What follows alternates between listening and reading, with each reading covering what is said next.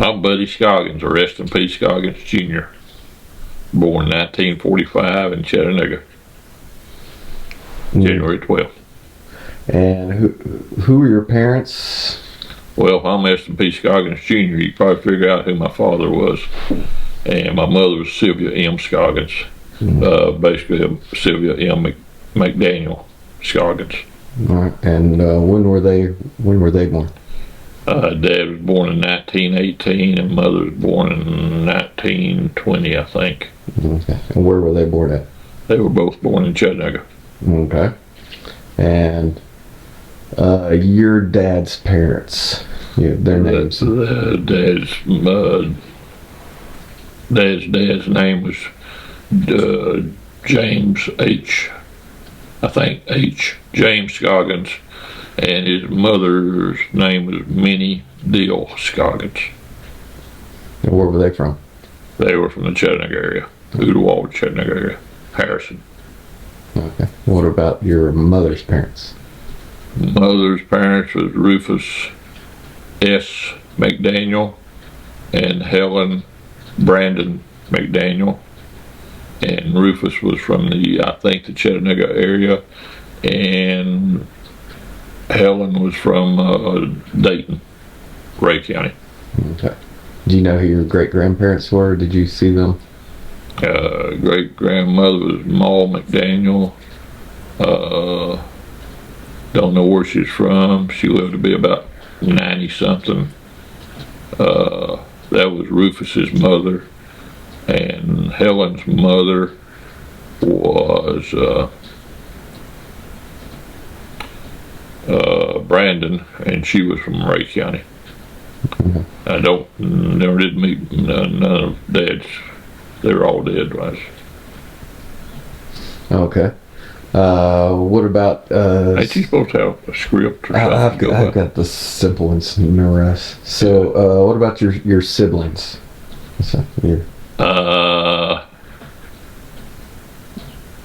Only my brother Mitchell M. Scoggins. And when was he born? 2 years before I was, on August 18th. Okay, so it'd be 43 then. Probably so. Okay. All right. What's your oldest memory that you have?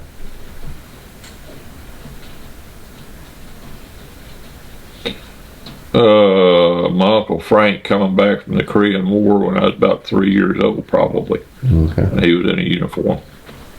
And I remember he came up the road, and Mother ran out and hugged him, and I had no idea what was so special. Okay. I don't even know for sure that I had ever met him before. But I remember Mother was really excited about seeing him. And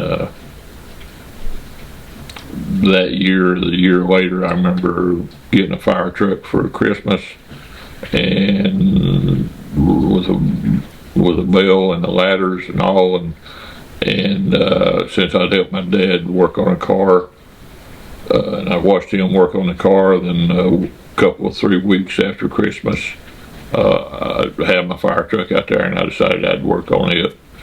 And so I took the hammer, and I remember the bell was knocked off, and one of the ladders was broke, and my mother come out and asked me what I was doing, and I told her I was working on the fire truck, and she just went back in the house because I'd already basically demolished the fire truck, and the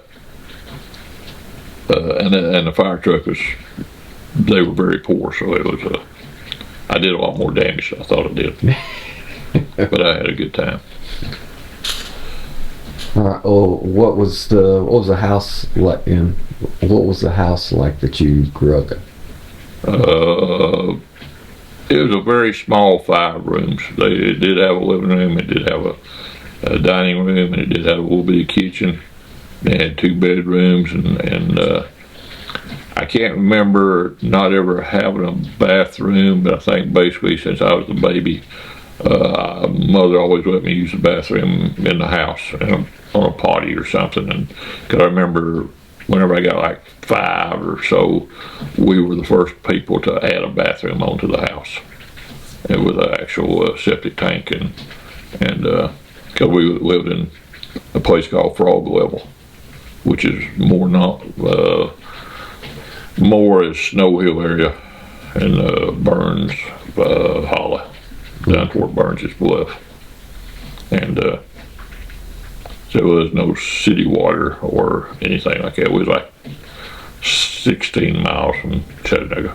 Okay. Now, how long did you live there? Till third grade. And third grade, my dad decided he could build a house, so we moved to Chattanooga, and or actually, Dad sold the house we was in, and I remember him selling it for $4,500.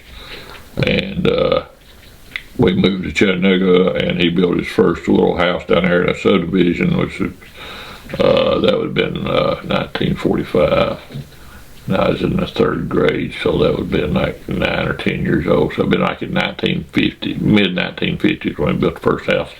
And people really didn't know what a subdivision was, so we built one house there, and then we lived there for about 2 or 3 years. And I think Dad maybe spent like $12,000 in building the house. And after 2 or 3 years, somebody offered him like $15,000 for it, and he at that time he's making like $4,000 a year.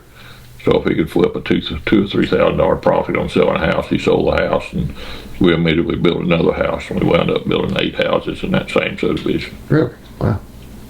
And I was the main yard raker, because I got to rake all the yards, get all the rocks out of because the subdivision was built in woods, so there was no grass, so it's either tree stumps or rocks. I was going to say, with subdivisions in the 50s, the lawns weren't usually the same as they are now. So. No, nothing like it. And the name of the subdivision is Galen Heights. So once I got to be 12 or 13, and Mother started recruiting yards. Actually, she recruited yards for my brother, and then when she got my brother a job carrying groceries in and out of the grocery store, then for people, then I took over the yards that he had, and I was about 12 or 13 when I started using the push mower to mow the yards with.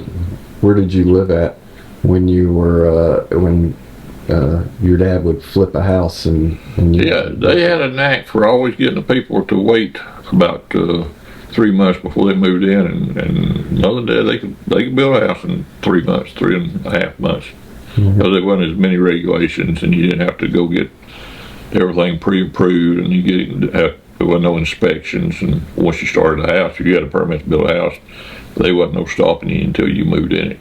Okay. And most of the time, the banks just give you like a 3-month construction loan. Okay. I think the first house I ever built was 3 months construction loan. Well, what did you do for fun when you were a kid? Mostly mischief. Mostly mischief. Things that you didn't want your parents to find out about. Basically anything that you didn't want your parents to find out about. But mostly I always had somebody to get in trouble with me, so that way if you got caught, you could always blame the other person. Well, who were your friends when you were a kid? Eddie Burns was my best friend in Frog Level until I moved to East Chattanooga, and East Chattanooga then became Charlie Brewer and Junior Lee and Johnny somebody, don't remember his last name. Okay. But and then in high school it became Bruce Daughtry, and Bruce and I went through high school together, and we drove if you in the 10th grade they changed our zoning, and we're going to have to go to a different, from Tyner High School, and we're going to have to go to a different school. And if we played football, you could still go to Tyner if you furnished your own transportation. So Bruce was sort of like a star on the football team at playing tackle, and Dad wanted me to go to Tyner. I don't really know why. I guess he figured that probably I could make the team at Tyner, and at Central I wouldn't make the team. So he gave me his old 49 Chevrolet, and Bruce had like a 50 Ford, and we were both just turning 16, so we drove to school for 2 years. Attempted to drive to school because one car or the other always broke down. And the days when both cars broke down, we hitchhiked, and that was in the '60s, and that wasn't no big deal to hitchhike. We lived about 8 miles from Tyler High School, 8 or 9 miles, And so that's wrap. how would you hitchhike? Would you just get somebody to just stand on the side of the road and hope somebody came by, or Like that. was there steady traffic? It wasn't steady traffic. It was pathetic looking. You had to look pathetic. Okay. Yeah, it was all in the way you looked at them. And if you made eye contact with them, you had a fright. There's help. Okay. And the worst came to shove, then the one doing the thumbing would get all the books, so that he'd look like he's carrying a whole bunch of books in one arm and thumbing with the other, and that would help a lot. Well, it was high school kids, 15, 16, and at that time, high school kids looked like high school kids, and so people didn't worry about you doing anything to them. But then left Tyler and went to UT Knoxville and to become a pharmacist, and that lasted 3 months, 3.5 months, and what most people say, I partied too much, but really I got pneumonia, and I had to drop out because I had pneumonia, and I was in the infirmary up there for 2 weeks, and then when I dropped out in January, and I come home, and in 3 or 4 months I'd been going away from the house. Dad had moved from Chattanooga to Cleveland to start a steel fabricating company, and so whenever I dropped out of college, I had to move back to Cleveland instead of moving back to Chattanooga. And after the doctors told me to stay in bed for a month to just recuperate, and I think I stayed in bed for about a week, and then Dad come in and said, "Hey, I need somebody to help me at the shop today." And I said, "Well, Dad, I'm getting over pneumonia." And he said, "Well, you can quit running the buffer and grinder if you get too tired or too weak, but you can go out there and work some." So I went there and worked 2 or 3 hours first day, and then the second day is 4 or 5 hours, and by the end of the week I was working 8 hours a day, and that was my beginning in the steel business. And I thought, well, I'll go back to college the next fall. Come to find out that that summer I met my wife. Started dating her, and then by the end of the summer I thought, well, maybe Dad's got a steel business going here, that maybe I don't need to be a pharmacist after all. And I didn't want to leave Shirley, because I'm pretty sure she'd probably marry somebody else the time I got out of college. So I just stayed on at the steel company. Never did make it back to college. Looking back upon that, I think the biggest mistake, not the biggest mistake, but one of the mistakes I made in life is I should have made my dad let me work a half a day and then go on back to UTC in the afternoons and continue my college education. I don't think I was too dumb to go to college. I think I overloaded myself that first quarter or semester, but I think I could have finished college and looking back on it, I'd probably been a lot happier if I went on to college, because I never was. Steel fabricating wasn't I was there for 28 years, so it made me a good living and paid a good salary, but it wasn't what I was passionate about. At that time, I don't know what I was passionate about. So, and, you said you were in the school's infirmary for 2 weeks. Was it UT actually had their own hospital on campus? Yeah. Yeah. Okay. Yeah. Everybody across the hall, there's like 5 kids across the hall, and they all had mumps, and they was partying hardy every day. And they wouldn't let me go over there and party with them because they said I'd get the mumps, and I had tubes all in me and all stuff, so for dehydration. And I remember I couldn't go over there and party with the kids that had the mumps, and I don't know where they're getting their stuff at, but they was partying. Well, who'd you go off to college with, or did any of your friends go with you to UT? I didn't really My roommate was my a classmate at Tyner, Otis Schmidt, who went on to become a veterinarian. And Otis and I was friends, but whenever we went to off to college, he got real serious real quick about studying, I guess. And so some of my antics at college he didn't approve of, or he didn't participate in until this weekend. Okay. So even though I was his roommate, I could have picked a better roommate. Do you have any idea what it cost to go to college in the early '60s? I'm guessing maybe $1,000. I don't think there was such a thing as a tuition. If it was, it's maybe $150. And then your books. Now I remember books really surprised me, because I think probably the books was $150 for all of them.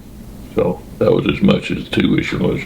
And my parents bought me a meal ticket to where I could eat 2 meals a day, 7 days a week in the school cafeteria, and the dormitories prepaid. So maybe $2,000 or $3,000 a year. Mm-hmm. Yeah, and my parents paid for all of it. Mm-hmm. I don't think it was such a thing as student loans back nowadays. Okay. Well, can you tell me about your grandparents and what you would do when you would go to their house?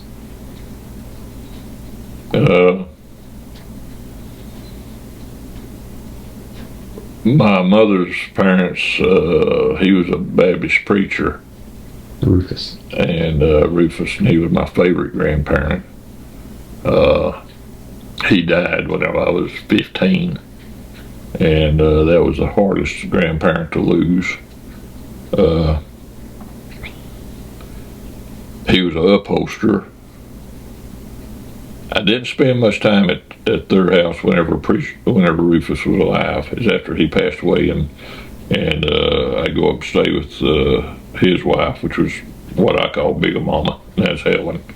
And Big Mama and her baby boy was my Uncle Jimmy Mack, and I was 14, 15. Jimmy Mack was 18, 19. He had this 40 Ford coupe, and so he'd let me ride shotgun, and we'd go out and try to get in trouble, but we was too dumb or too young to get into serious trouble. But that's the main reason I went to their house. And also Big Mama let me stay up as long as I wanted to, and she'd always cook whatever I wanted to. She'd ask me what I want to eat. If I wanted gravy and biscuits or chocolate gravy or whatever, somehow or another she'd always make it. Okay. And my other grandparents, the Scoggins, if they just one of them in the room, then they were Pawpaw. If both of them was in the room, then it was Mr. Pawpaw or Mrs. Pawpaw. And they were more. They had 10 kids, so they had rules about when you got up and when you went to bed, and what you ate, what they ate. There wasn't no special food during the week, and the only cake ever made was on Sunday when all the family come in. And but they did have a 100-acre farm, so it would go down to the barn, and you could always get in some kind of corncob fights or try to ride the whole horse or something. So there's always something there to do. But their bedrooms was odd. There really wasn't no place to sleep. I had to sleep on the couch, I think, where I went up there.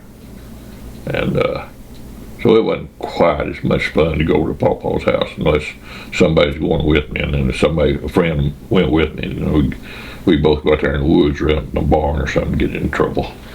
As long as we stayed away from certain areas, which is, I remember that Pawpaw had a smokehouse, and you were not allowed to go around the smokehouse because they actually had a year's worth of meat hanging in the smokehouse, and they didn't want no kids up there leaving the door open or whatever that might mess up their meat supply. I remember over at Big Mama's house, she had a cistern. She didn't have a well, and I guess it's where the house was at. So they had a cistern, and they had a tin roof, and all the water that ran off the roof ran into this concrete hole in the ground. It's about 5 foot in diameter and about probably 3 or 4 foot deep. And then they covered it with a back porch. And they made that part of the back porch. And if you went out the back door, you kept on going because you wasn't allowed to play on the back porch because Big Mama didn't want nothing that might get into her drinking water. So they would just drink the water that ran off the roof and it was in the thing? Yeah. I remember the best I remember, they had like a wooden cover over it, and then they had like a 2 foot by 2 foot door, and Big Mama would raise the 2 foot door and stick the bucket down in there and get the drinking water out. It was really great because you had one dipper, and everybody used the same dipper to drink water with. They kept the water bucket and the dipper in the kitchen, and if you wanted to drink water, you went there and you got the dipper and you got your drink of water out of the bucket. There wasn't no sinks. There wasn't no running water. Oh, so. Okay. Well, if so, did they put anything in the water to do any kind of cap full of bleach once in a while? But nobody gets sick, so there wasn't no point in doing nothing. If they did, I was too young to know. If mold or algae growing along the sides is what I was just. No, I don't know. And again, like I said, if they treated it, I was so young, I don't remember. Okay. But so I like to go to both of them's house. But of course, I had my own thing in East Chattanooga, and I had my new friends down there, and 12, 13 years old, we started going to the movies and. We could ride the city bus because the subdivision my dad built houses in was right at the end of the city bus line. So after we got older and could actually knew what it meant to transfer from one bus to another bus, and there's really no place in Chattanooga we couldn't go by a 15-cent bus ride. So, but we didn't really hardly ever transfer. We at the end of the line, we went to downtown Chattanooga, and that's basically where we'd go to the movies at. And we'd catch the bus back out, or Dad or somebody would come by and pick us up. But, what was that, the Tivoli Theater, or was that? There's about the Tivoli and the Rogers and the State. I think those were the three that was in downtown Chattanooga. Were they all the same price, or was the Tivoli the nice one? Tivoli was a whole lot more expensive. We didn't go to Tivoli but twice in my lifetime that I can remember as a kid. And but the others was still, they were nice theaters, but they were like half the price of what the Tivoli cost. So and I remember we had I think at that time those people had to take us to the movies at nighttime. I think that's so Mother and Dad could play canasta and probably drink a beer or two, and the kids not be around. And I think our allowance was $1 a piece, me and my brother, and we would go to the Park Theater, which was not downtown. My parents would take us, and after the movie, then we'd go to the drugstore next door, and we had enough to go to the movie and buy whatever we wanted to eat or drink, and then we'd go next door and buy us a model airplane or a model something, and which kept us busy for the rest of the weekend putting the models together. Okay. We did that on $1 each week.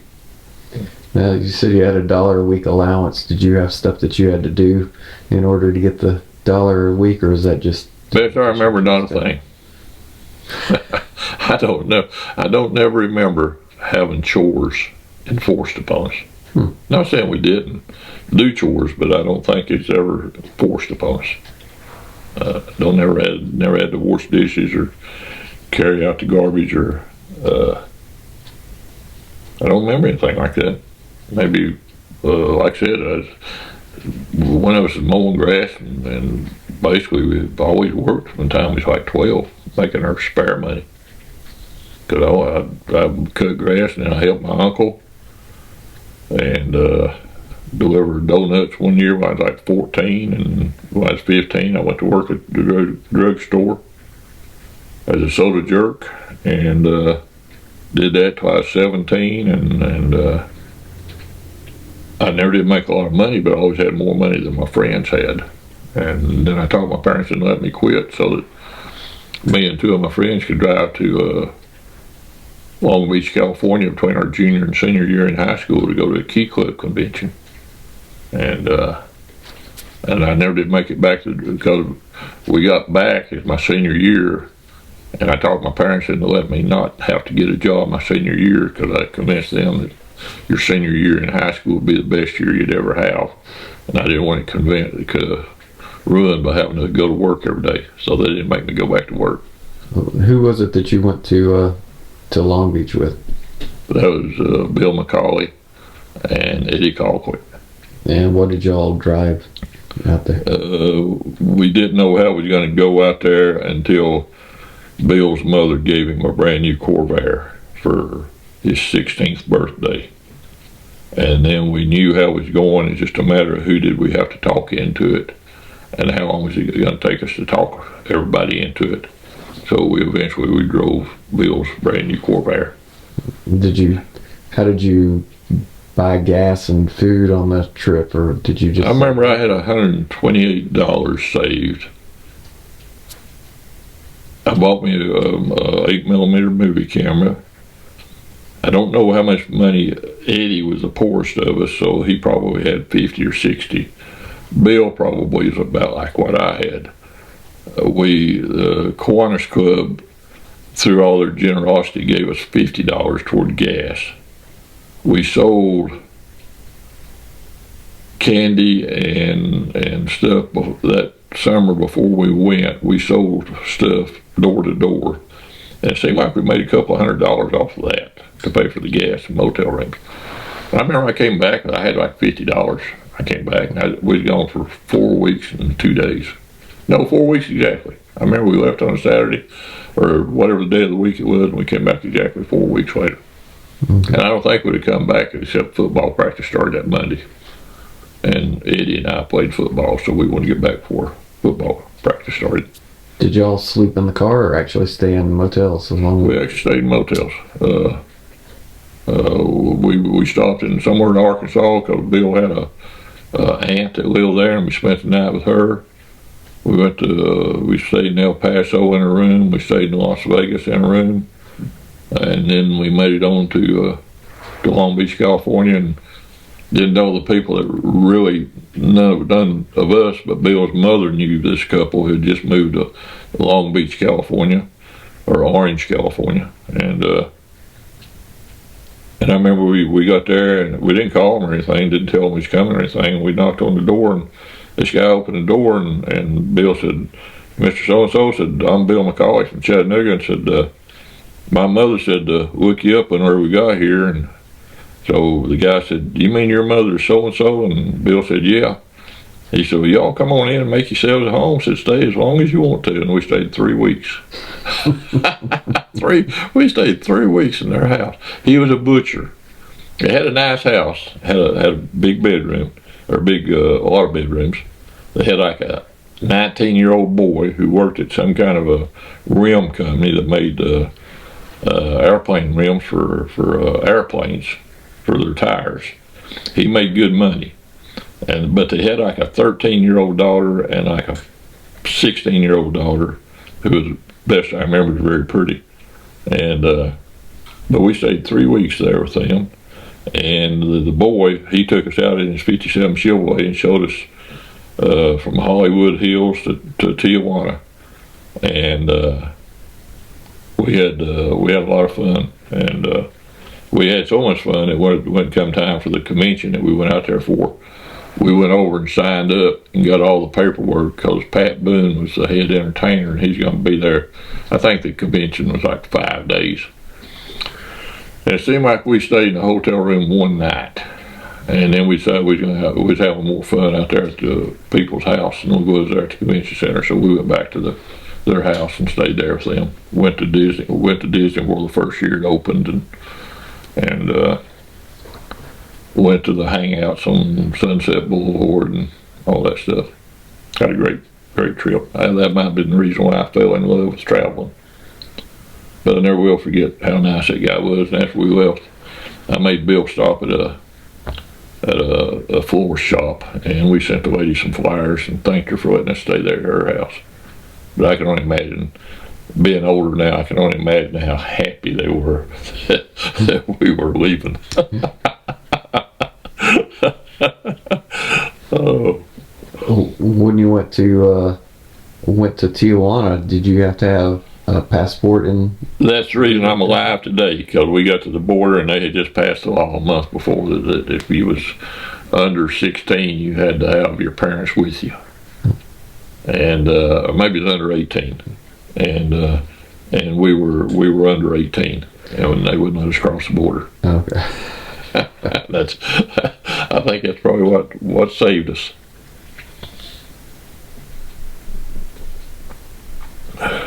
But that was a great trip. Cool. It took us like 5 days to get out there, and we started back, and Eddie and I was in a hurry to get back, and then Bill had been driving the whole time because, of course, it's his brand new car. And after the first night, he drove that day and all night, and he was about to fall asleep, so he decided he'd let Eddie drive. He trusted Eddie enough to drive, and he had no more laid down. And he said he heard me say, "Eddie, I don't believe I'd try that. Eddie, I don't believe I'd do that. Eddie." And then Bill said he raised up in the back seat, and all he see was a tractor trailer fixing to hit his head on. Bill or Eddie whipped it back over somehow or another and got in behind the tractor trailer was trying to pass or something, and Bill made him pull over the side of the highway out there in the desert, and Bill got back to driving, and he drove the rest of the way. He drove like 50-something hours straight, and he kept on saying, "Oh, I'm sick, I'm gonna die." And he first wanted to stop at a drugstore. And the towns were not like they are now, so we didn't see a lot of drugstores after going through a town or two. And then by that same day, maybe 12 hours later, he wanted to stop to a doctor's office. And then we didn't see no doctor's offices, or there wasn't no towns. And then like the next day, he'd want to stop at a hospital, and we was almost home by then. We talked him into, we thought he could make it, so he drove all the way home. So best I remember, we didn't stop. None. We kept him awake. well, on going through Tennessee, you wouldn't have taken Route 66 to get out there then, would you? Because that's a northern route, isn't it? That's right. We picked up 66, I believe, in Little Rock, Arkansas, or it might have been El Paso, but we did pick it up, and eventually we wound up in it. But I don't remember what highway we took going out of Tennessee, and because at that time you bought state maps, and you just followed the state highway, but it's probably 64, so that takes you to Memphis, and then we going from there to Little Rock, so that probably was I don't know, it was 64. Yeah, 64 goes on into Little Rock. So, but we stopped in Las Vegas, and we wanted to go in the casino. And of course, you weren't allowed to go in the casino when you're 16 or 17. So we went in one door and walked as fast as we could, and went out the back door. But we wanted to see what was going on in the casinos, and we got to walk through a couple of them before they never did get stopped. But of course, we was too dumb to try to gamble because we had no idea how you actually played a machine. But we did want to see what was going on. How big was Vegas at that point? Oh, it was very small. they had like 4 casinos, and it was very small. And I remember the car started missing on us somewhere out there in the desert before we got to Vegas. and we was afraid that the car was going to break down on us, and we didn't know what was wrong with it. And we got to Vegas, and first service station we saw when we pulled in, the guy said, and I think he was admiring the Corvair because it was a brand new Corvair, and probably the first one he ever saw. And he listened to it, and he said, "Well," he said, let me look at your motor." And he looked at the motor, and he put 2 plug wires back on the spark plugs, and they started running smooth as all get out. So we had plug wires come off. We thought we'd blowing the motor up or something, and so we got the car fixed, and that was cool. And a lot of other stuff that I'm not going to say happened. Okay. All right. I'll leave you breaking. Yeah. Okay.